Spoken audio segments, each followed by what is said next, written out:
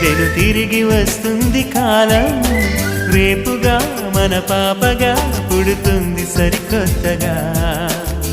నీవు నాకు తోడుగా, నేను నీకు నీడగా, ప్రతి రేయి తీయగా పిలుస్తోంది హాయిగా. ఇలా ఉండిపోతే చాలుగా. నువ్వంటే నాకిష్టమని అన్నది నా ప్రతి శ్వాస.